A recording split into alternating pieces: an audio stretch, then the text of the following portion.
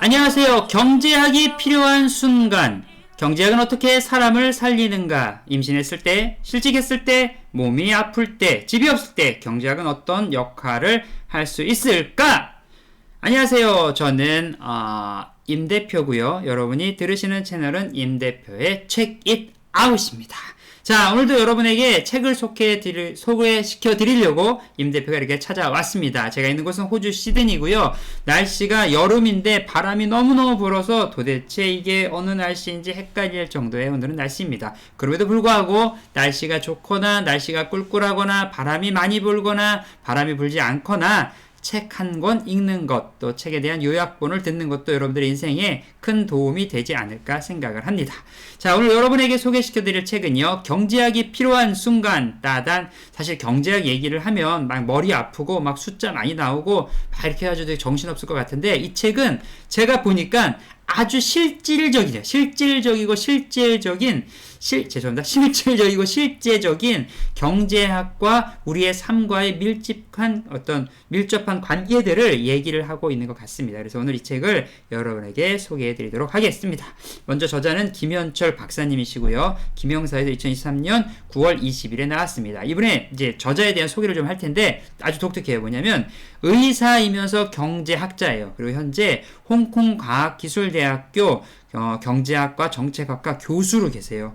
홍콩의 과학기술대학교에 연세대학교 의과를 졸업한 다음에 의사로서 있다가 경제학부에서 서울대학교 보건학부 대학원 석사, 미국 콜롬비아 대학교 경제학 박사를 받고 코넬대학교 정책학과 교수로 있으셨대요. 근데 의사 시절에 사회적 약자들이 너무나 많이 아프고 죽어가는 현실을 보다가 야, 이건 사람을 갖다가 의사가 고치는 거 이렇게 한계가 있겠다. 이분 책이 뭐라고 얘기했냐면 자기가 열심히 평생을 고쳐도 한 3,000명 정도 고치면 많이 고쳤다라는 생각을 했다는 거예요. 그런데 내가 경제학을 통해서 이런 조직과 시스템을 근본적인 원인을 좀 바꿔보면 더 많은 사람들을 살릴 수 있지 않을까라는 생각에서 의사였다가 경제학자가 됐다라는 거죠. 이거 참 독특하지 않습니까? 어쨌든 간에 그래서 이분은 진료실보다는 현장에서 사람을 고치겠다라는 생각을 하고 대한민국뿐만 아니라 말라위, 에티오피아, 가나, 그리고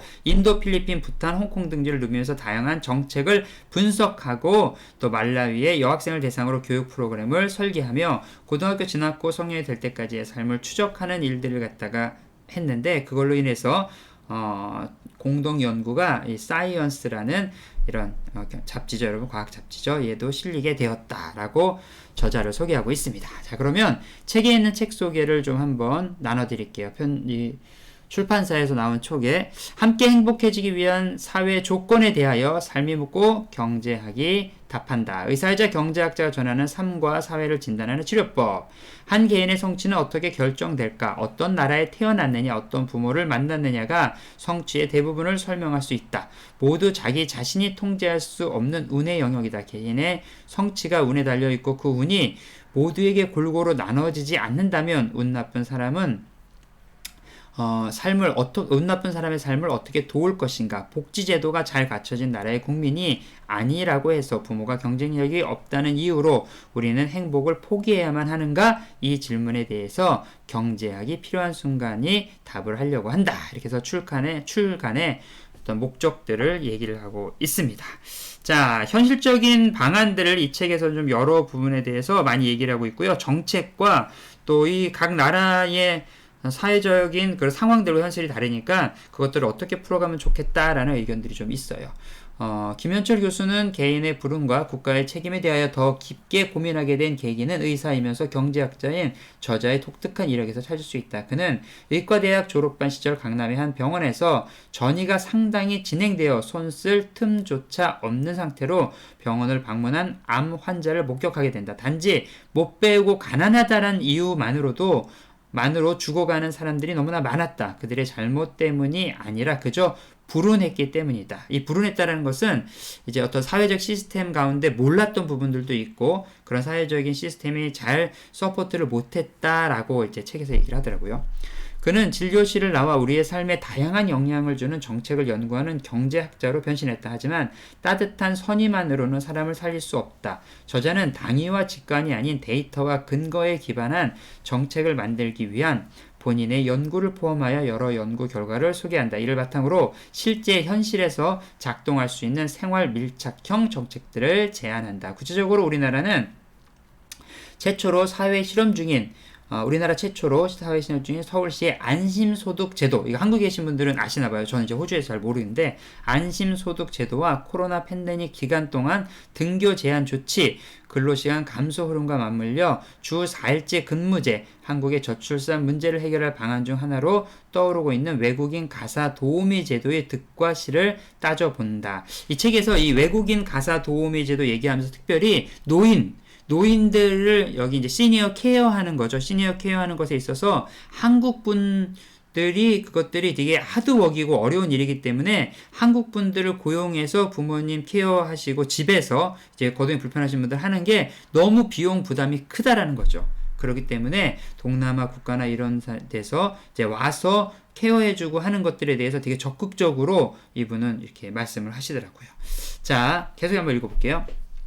그 외에도 엄마 뱃속에서 잉태된 순간부터 삶을 다할 때까지 한 인간의 생애 주기마다 필요한 보건, 교육, 노동, 돌봄 및 복지가 어떻게 설계되어야 하는가, 또 작동되어야 하는가를 살펴본다. 교육과 구직의 기회를 차단당하고 결혼과 출산을 꺼리고 아파도 병원에 가지 못하고 노년의 돌봄을 받지 못하고 단 한 번의 재난으로도 나락으로 떨어지는 시대, 태생의 우연성은 극복하지 못하더라도 공동체의 도움으로 개개인의 삶은 빛날 수 있다. 지금 우리가 이 책을 주목해야 될 이유이다. 그렇죠. 내가 태어나서 사는 것에 대해서는 어쩔 수 없지만 그것들을 공동체의 시스템을 잘 해가지고 모두 다 함께 잘 살 수 있는 방법들을 만들어 보자는 거죠. 책에 있는 내용 중에서 몇 가지만 좀 축약된 것들을 좀 읽어드리도록 할게요. 출생 시 체중이 학업 성적과 연봉에도 영향을 미친다. 이거 재밌죠. 태아의 건강을 국가가 돌봐야 하는 이유, 이게 있다는 거예요. 한번 들어보세요.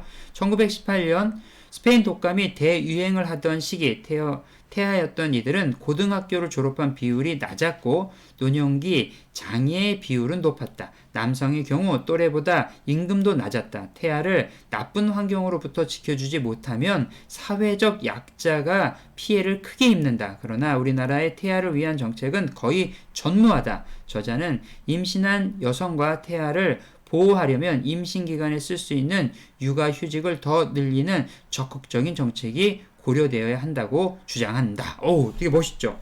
오호, 이게 필요하다는 거예요. 실질적인 조사에 보니까 태아 있는 상황에서 여러 가지 사회적인 경제적인 어려움을 당한 그런 태아는 태어나서 살면서도 계속 어려움을 당할 수 있기 때문에 태아의 시절부터 그런 서비스들을 복지들을 잘 해야 된다. 저도 공감합니다. 자, 아빠의 육아 참여가 오히려 엄마의 육아를 방해한다. 아빠의 육아 휴직 보장뿐 아니라 육아 교육이 중요한 이유. 에티오피아에서 진행된 연구에서 식품 바우처와 엄마 대상 육아 프로그램을 제공하자 아이의 영양 상태가 개선됐다. 문제는 아빠 대상 육아 프로그램이 추가되었을 때였다. 육아 결정을 받은 아빠가 엄마의 식품 구매 결정에 간섭하면서 아이의 영양 섭취, 다양성 점수가 낮아졌다.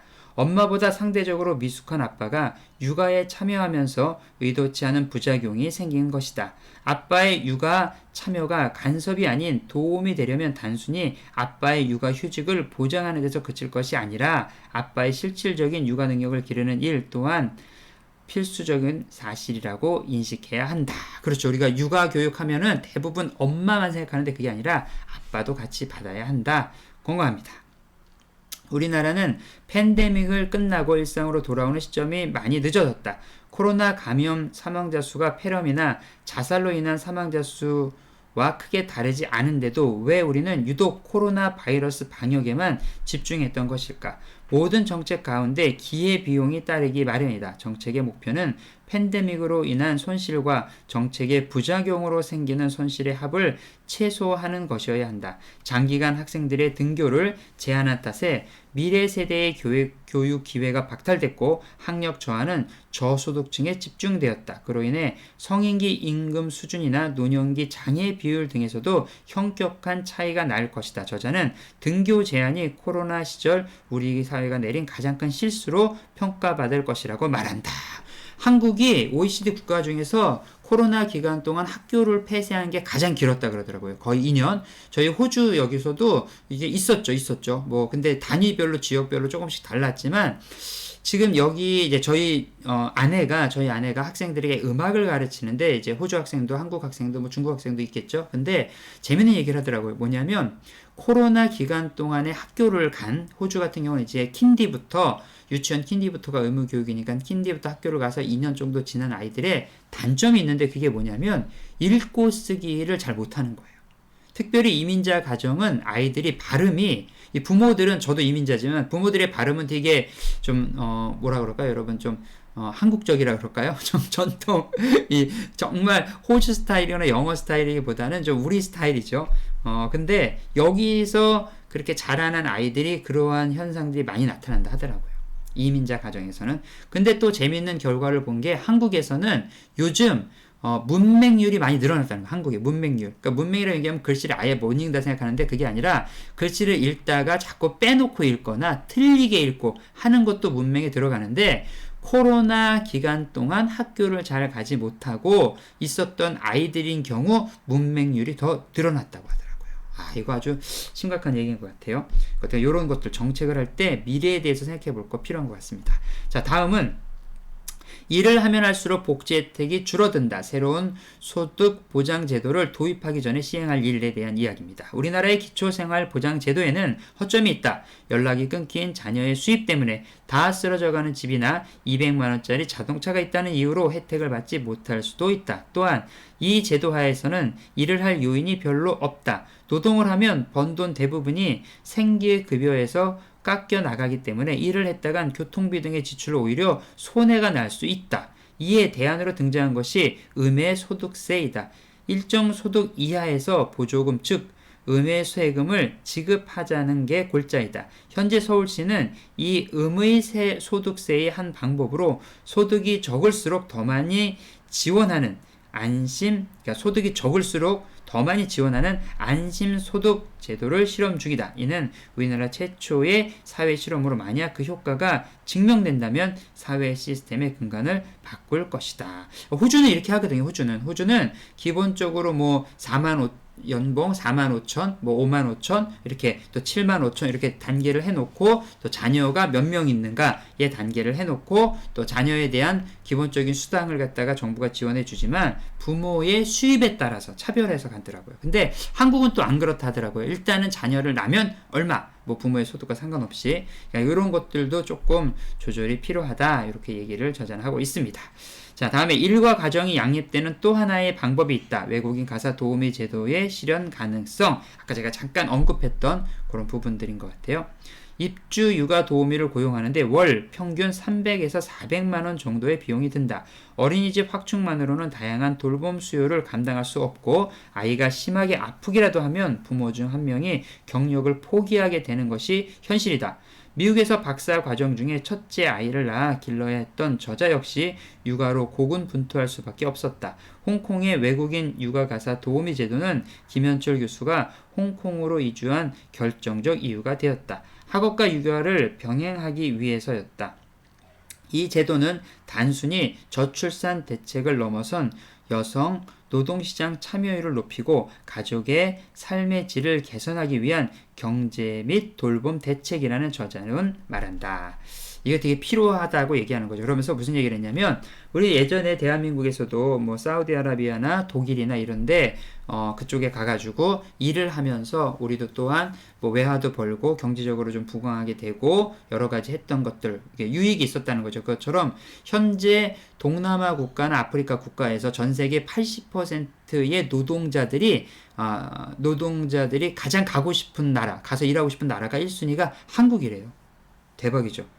한국에서 일하고 싶어요 하는 사람이 노동자의 80%, 외국에서 다른 나라에 가서 일을 한다면 하고 얘기할 때 얘기를 한다는 거죠. 그만큼 한국 시장에 대해서, 한국 문화에 대해서 많은 사람들이 관심을 가지고 있고, 또 이런 사람들이 와서 일을 할 때, 한 달에 7, 80만 원 정도만 지원을 해주면 충분히 가사 도우미의 일을 한다 하더라고요. 그리고 그들이 자기네 나라에서 일을 할 때는 한 달에 한 20만 원 정도밖에 못 벌기 때문에 우리나라에 와서, 그러니까 대한민국에 와서 일을 하는 것이 그들에게도 유익이 되고, 우리 한국 사회에도 상당히 이게 도움이 될 거다라고 저자는 얘기하고 있습니다. 자, 이번에는 일 잘하는 사람은 고임금과 강도 높은 근무를 선호한다. 주 4일제 효과를 제대로 검증하는 방법. 자, 주 5일 근무제가 실시된 후 노동시간은 줄고 노동 생산성은 증가됐다. 주 4일제를 도입한다면 시간당 노동 생산성이 20% 넘게 증가해야 한다. 생산성 높은 노동자를 뽑아야 하는 기업 처지에선 노동자들이 고임금 주 40시간, 저임금 주 32시간 가운데 무엇을 선호할지 중요하다. 연구 결과 생산성 높은 사람들은 고임금 주 5일 직장으로, 생산성 낮은 사람은 저임금 주 4일 직장으로 분포되는 현상이 나타난다. 그러니까 무조건 근무 시간을 줄이는 것이 다 좋은 정책은 아니다라고 이 책에서 얘기를 하고 있습니다.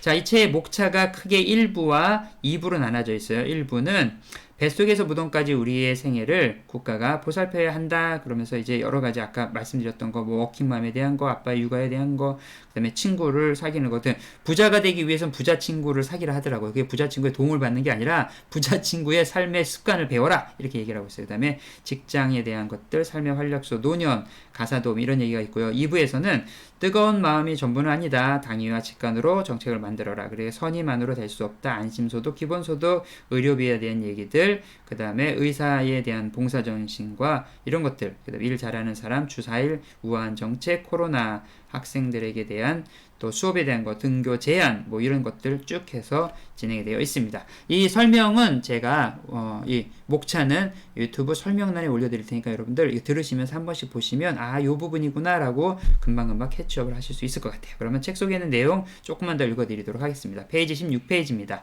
왜 의사를 그만두고 경제학을 공부하세요? 제가 경제학을 공부한 지 벌써 20년이 넘었지만 지금도 저를 만나는 사람들은 궁금해합니다.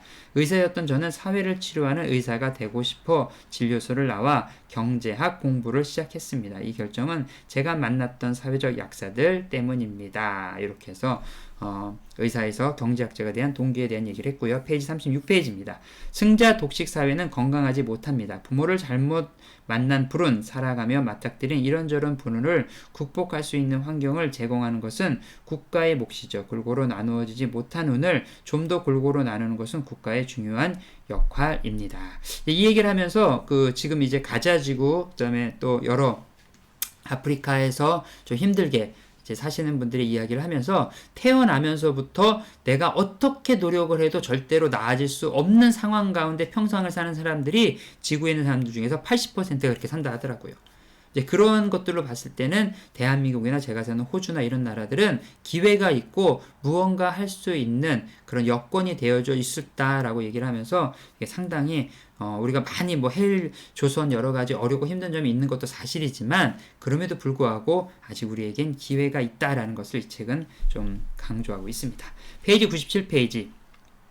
유사 범죄를 저지른 사람들은 교도소에서 지 않는 것만으로도 범죄 예방에 효과가 있습니다. 범죄를 저지른 청소년들에게 엄벌을 내려 무조건 교도소에서 오래 머무르라고 해야 한다고 주장하는 분들은 교도소 안에 친구 효과를 충분히 고려하지 못한 것입니다. 엄벌만이 능사는 아닙니다. 이 얘기는 제가 다른 책에서도 한번 봤는데 대부분의 이제 교도소에서 다시 나왔다 재범률이 늘어나는 건 교도소에 더 배운다는 거예요. 뭐를 나쁜 짓을 더 많이 배우고 나와서 한다는 거죠. 그래서 이 저자는 비슷한 동종 그런 유사범죄 한 사람들을 떨어뜨려서 놔라. 그럼 또 관리하는 돈이 들어가잖아요. 이제 또 이것도 정부에 또 해야 될 또 일이 되는 거죠. 그런데 나중을 봐서는 교화하거나 사회적으로 문제가 생겨서 범죄에 대한 돈이 들어가는 것보다는 이게 낫다라고 얘기를 한다는 겁니다. 자, 페이지 126페이지입니다. 노인에게 가장 좋은 방법은 집에서 충분히 돌봄을 받는 것이다. 하지만 국가의 돌봄은 현재 하루 4시간으로 제한되어 있습니다. 우리 사회가 장기 요양보험 2배 인상에 동의해야 하루 8시간 재가 서비스 그리고 더 양질의 서비스, 시설 서비스가 가능해질 터인데 단시간에 쉽지는 않을 것입니다. 그래서 아까 말씀드린 것처럼 다른 나라에서 돌봄 서비스를 들어올 수 있도록 하는 게 좋겠다라는 내용이 있습니다. 마지막으로 페이지 161페이지입니다. 파격적인 소득 보장 정책을 도입하려면 먼저 우리 실정에 맞게 강론을 세심하게 설계하고 핀란드가 했던 것처럼 사회 실험을 통해 그 효과를 증명해야 합니다. 핀란드는 이걸 했는데 자기네한테 안 맞는다 그래서 폐지했대요. 그러니까 뭐 북유럽의 나라가 했던 정책이 무조건 다 맞아 이런 건 없는 거죠. 한번 해보고 우리나라 정책에 맞나 안 맞나 또 좀 확인을 해야 될 것 같아요. 정책은 의료시술처럼 이루어져야 합니다. 엄밀한 연구로 정확하게 진단하고 해결책을 갖는 것이 필요합니다. 의사가 질병을 정밀하게 진단하고 의학적 근거에 따라 처방 및 치료하는 과정과 같은 정책이 사람을 살리는 진짜 정책입니다.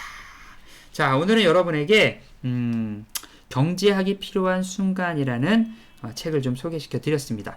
저는 이 책을 쭉 보면서 경제학이 어느 한순간에만 필요하지 않다라는 생각을 했어요. 왜냐하면 우리가 살고 있는 지금 대한민국이나 호주는 자본주의 국가이기 때문에 자본주의 국가의 경제적인 기본적인 시스템들이 있기 때문에 이 책을 보면서 이것들을 갖다가 이 시대의 또 상황에 잘 적응할 수 있도록 한번 고민해 보면 좋겠다라는 생각을 했어요. 물론 정책을 결정하는 분들이 이런 책을 보고 여기서 조금 이렇게 지혜를 구한다면 너무너무 좋겠죠. 하지만 우리가 할 수 있는 일이 있죠. 뭡니까? 이 책을 읽고 이러한 정책을 펴는 사람에게 표를 한 표는 줄 수 있을 것 같아요.